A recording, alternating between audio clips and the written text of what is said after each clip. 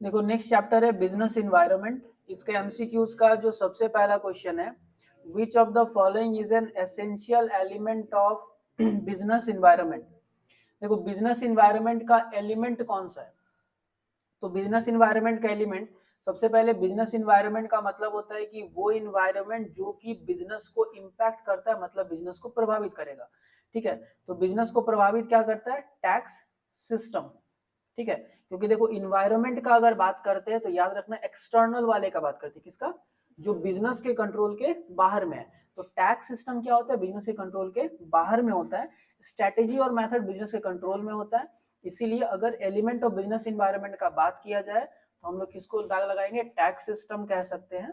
Which of the following environment does not influence on, अच्छा इनमें से कौन से इन्वायरमेंट का इंपैक्ट नहीं रहता है बीपीओ और केपीओ। बीपीओ का मतलब business process outsourcing and knowledge process outsourcing का इंपैक्ट किस पर नहीं रहेगा। Which of the following environment does not influence, does influence on, इनमें से कौन सा इन्वायरमेंट इन्फ्लुएंस करता है, मतलब इंपैक्ट करेगा बीपीओ और केपीओ।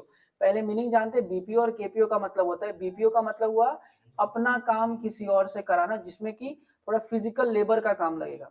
और केपीओ का मतलब भी अपना काम किसी और से कराना, लेकिन ये वाला काम थोड़ा नॉलेज वाला होगा, प्रोफेशनल आइडिया का होगा। ठीक है, तो इसके ऊपर इंपैक्ट किसका पड़ेगा कि हमको बाहर का यूज करने मिल रहा है या फिर नहीं मिल रहा है। तो इसमें क्या हो जाएगा, ग्लोबल इन्वायरमेंट। कौन सा इन्वायरमेंट, ग्लोबल। नेक्स्ट है एमआरटीपी का फुल फॉर्म, बहुत इंपॉर्टेंट है। एमआरटीपी का मतलब क्या होता है, monopolies and restrictive trade policies. कौन सा, मोनोपोलीज एंड रेस्ट्रिक्टिव। मोनोपोलीज मतलब सिंगल सेलर टाइप का, मैंने सिंगल टाइप का, एंड रेस्ट्रिक्टिव याद रखना नाम, monopoly and restrictive trade policy. Monopoly का मतलब हुआ खुद का, रेस्ट्रिक्टिव का मतलब भी क्या होता है, खुद का ही रेस्ट्रिक्शन करना। तो एमआरटीपी का मतलब क्या होता है, monopolies restrictive trade policies. As a result of liberalisation Indian economy is now, देखो लिबराइजेशन का मतलब होता है कि जो बिजनेस गवर्नमेंट का है उसका प्राइवेटाइजेशन कर देना, मतलब प्राइवेटाइजेशन नहीं कहेंगे, जो गवर्नमेंट का बिजनेस है गवर्नमेंट वहां से अपना पैसा निकाल लेगा और प्राइवेट सेक्टर उसमें पैसा लगाएगा, दैट इज कॉल्ड लिबराइजेशन। या फिर बहुत सारा जो बैरियर्स वगैरह है, रेस्ट्रिक्शंस वगैरह है, उसको हटा देना। ठीक है, तो रेस्ट्रिक्शंस को अगर हटा देंगे तो ऑटोमेटिक वहां पे क्या हो जाएगा, अच्छा इसका option open economic, open market economic हो जाएगा। क्योंकि प्राइवेटाइजेशन होगा, थोड़ा ध्यान से सुनना, अगर प्राइवेटाइजेशन होगा तो प्राइवेट इंडिविजुअल उस बिजनेस में चला जाएगा, और अगर सारा बिजनेस प्राइवेट इंडिविजुअल का हो गया तो फिर वो कैपिटलिस्ट इकोनॉमी बन जाता है। ठीक है, कैपिटलिस्ट इकोनॉमी का मतलब होता है जहां पे सारा बिजनेस किसका हो, प्राइवेट इंसान का हो। तो प्राइवेटाइजेशन में कैपिटलिस्ट इकोनॉमिक बनेगा। लेकिन अगर सारा रेस्ट्रिक्शंस को हम हटा देंगे तो ऑटोमेटिक जो मार्केट है वो पूरा क्या हो गया, ओपन इकोनॉमिक मार्केट। कोई भी पर्सन कहीं भी जाकर के सामान को बेच सकता है।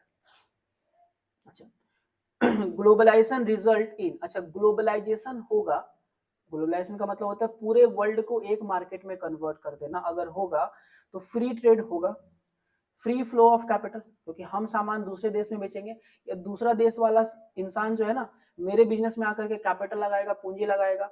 टेक्नोलॉजी का फ्री फ्लो होगा, कोई भी एसेट्स इधर से उधर, उधर से इधर आएगा, या ऑल ऑफ दिस। तो आंसर क्या हो जाएगा, all of this.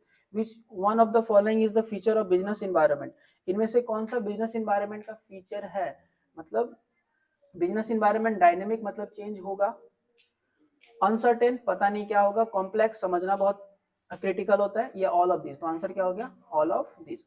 The first industrial policy was declared by the government of India in 1948। देखो सबसे पहला इंडस्ट्रियल पॉलिसी कब आया था, 1948, क्योंकि जब देश आजाद हुआ था कब, 1947 में, उसके एक साल के बाद। ठीक है, इंडिया में इंडस्ट्री को डेवलपमेंट करने के लिए government of India industrial policy launch किया था, जिसका जो डेट था वो कब था, 1948, इंडिपेंडेंस के एक साल बाद। Opportunity of research and development is a factor of, देखो रिसर्च एंड डेवलपमेंट का अगर बात करें, हम रिसर्च का बात करें, हम डेवलपमेंट का बात करें, तो मतलब वहां पे कौन सा इन्वायरमेंट आएगा, टेक्नोलॉजिकल। क्योंकि रिसर्च एंड डेवलपमेंट जो है ना ज्यादा किस में होता है, टेक्नोलॉजिकल में थोड़ा ज्यादा होगा।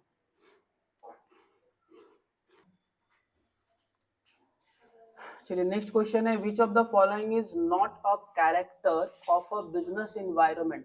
देखो इनमें से कौन सा बिजनेस इन्वायरमेंट का फीचर नहीं है। तो देखो अनसर्टेन तो होता है बिजनेस इन्वायरमेंट, क्योंकि भरोसा नहीं कब बदल जाएगा। रिलेटिविटी मतलब सारा इन्वायरमेंट कनेक्टेड होता है, ये भी है। डायनेमिक मतलब चेंजेबल भी है। स्टेबिलिटी होता है क्या बिजनेस इन्वायरमेंट, कभी भी इन्वायरमेंट स्टेबल या फिक्स नहीं होता है, तो ये इसका फीचर नहीं है, ये सी नंबर आंसर हो गया। The economy where both public and private sector exist is called. देखो इंडिया का जो इकोनॉमी है इसको हम लोग कहते हैं मिक्स्ड इकोनॉमी। कौन सा, मतलब यहाँ पे पब्लिक सेक्टर भी रहेगा, और क्योंकि इंडिया में जितना बिजनेस है गवर्नमेंट भी चलाता है और कुछ बिजनेस प्राइवेट इंसान भी चलाता है, इसीलिए इंडिया का इकोनॉमी कौन सा है, मिक्स्ड। तीन टाइप का होता है, एक होता है कैपिटलिस्ट जहां पे सारा बिजनेस का ओनर प्राइवेट इंसान होगा, वो बन गया क्या, कैपिटलिस्ट। एक होता है सोशलिस्ट जहां का सारा बिजनेस सिर्फ और सिर्फ गवर्नमेंट का होगा, वो क्या बन गया, सोशलिस्ट। एक होता है मिक्स्ड मतलब जिसका बिजनेस जो है कुछ गवर्नमेंट का होगा और कुछ प्राइवेट इंसान का, तो वो क्या बन जाएगा, मिक्स्ड इकोनॉमी। जैसे मिक्स्ड इकोनॉमी के अंदर में कौन आता है, इंडिया। कैपिटलिस्ट में आता है अमेरिका शायद, और सोशलिस्ट इकोनॉमिक में आता है जहां पे सारा बिजनेस गवर्नमेंट का है, उसके अंदर में आता है चाइना। ठीक है, the process of interacting an economic with the rest of the world is called. ध्यान से सुनना, एक इकोनॉमिक को मतलब एक देश को बाकी देश के साथ इंटरेक्ट करना, कम्युनिकेट करना, जोड़ने का काम जो होता है वो किससे होता है, ग्लोबलाइजेशन। किससे होगा, globalisation. The process of withdrawal of unnecessary control over the economy. देखो इकोनॉमी कभी भी कहा जाएगा ना तो दिमाग में रख लेना किसी देश के बारे में बात किया गया है, किसी देश में जो कंट्रोल है, कंट्रोल को हटा देना, रेस्ट्रिक्शंस को हटा देना। कभी भी रेस्ट्रिक्शंस को हटाना मतलब लिबराइजेशन। क्या होगा, लिबराइजेशन। ठीक है, ये बोलता है इंडिया एक रेस्ट्रिक्शन हटाने का बात आएगा तो हम क्या कहेंगे, liberalisation. The policy which has moved India toward globalisation, ये बहुत ही ज्यादा इंपॉर्टेंट है। कौन सा पॉलिसी इंडिया को ग्लोबलाइजेशन की तरफ मूव करने में हेल्प किया। एलपीजी का जो कंसेप्ट था वो आया था इंडस्ट्रियल पॉलिसी 1991, 1991। ये इसीलिए जरूरी है, तुम आगे में कोई भी स्टडी करोगे ना, ये वाला पॉलिसी पढ़ना तुम्हारे लिए बहुत ज्यादा जरूरी है। चाहे तुम इकोनॉमी का फील्ड में चले जाओ, बीएसटी का फील्ड में चले जाओ, ये पॉलिसी ऑलवेज तुम्हारा आएगा ही। तो इंडस्ट्रियल पॉलिसी कब, 1991। इसके तहत ही तीन कंसेप्ट लाया गया था, एलपी और जी का, लिबराइजेशन, प्राइवेटाइजेशन एंड। अच्छा, ग्लोबलाइजेशन का मतलब क्या होता है, integration among the various economic. Integration का मतलब होता है मिलाना, और वेरियस इकोनॉमी का मतलब अलग अलग देश को एक साथ क्या करना, मिलाना, दैट इज कॉल्ड ग्लोबलाइजेशन। अच्छा, न्यू इंडस्ट्रियल पॉलिसी कब आया था, 1991। इस डेट को याद रखना अच्छे से। The factor of micro environment is, देखो बिजनेस का दो इन्वायरमेंट है, एक होता है माइक्रो और एक होता है मैक्रो।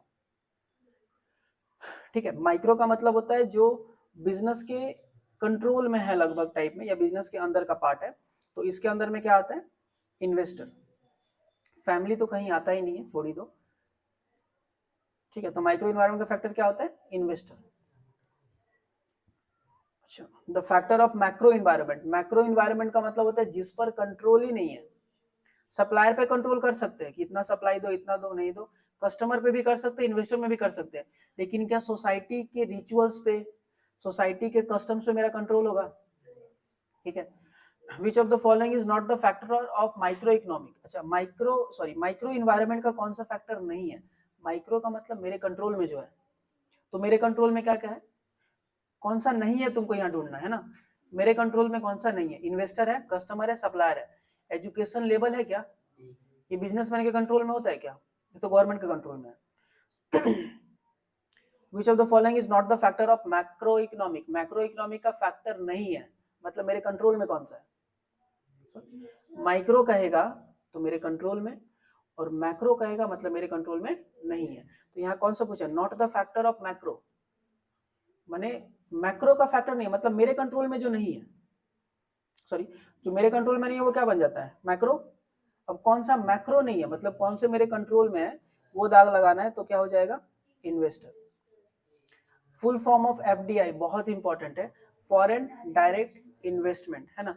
टेक्नोलॉजिकल इन्वायरमेंट इज, अच्छा देखो, टेक्नोलॉजिकल इन्वायरमेंट ऑलवेज फ्लक्चुएट करेगा, क्या करेगा, ऑलवेज, मतलब ऑलवेज चेंजेबल होता है ना। लिबराइजेशन का मतलब क्या होता है, लिबरल कर देना, मतलब गवर्नमेंट के कंट्रोल को या रेस्ट्रिक्शंस को क्या कर देना, घटा देना, दैट इज कॉल्ड लिबराइजेशन।